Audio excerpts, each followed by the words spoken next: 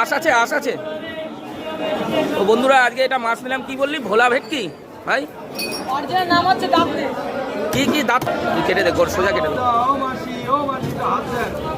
দেখুন কিন্তু মাছটা দেখতেই বড়, ওজনও অনেক। পেটের মধ্যে আবার দেখছি তেল হয়েছে। পরিষ্কার ইয়েতে রাখ না, এর মধ্যে আঁশ রয়েছে, এর মধ্যে আঁশ রয়েছে। এইগুলোরে বলে চাদা মাছ তাহলে। বাহ, ভালো মাছ, এই মাছগুলো ভালো দেখে মনে হচ্ছে।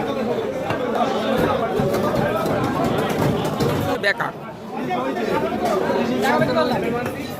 বল না, মাছের মাথায় তো মনে হয় 500 গ্রাম ওঠন নাকি? হ্যাঁ, মাথা বড়। শরীরে মাংস কই রে বাবু?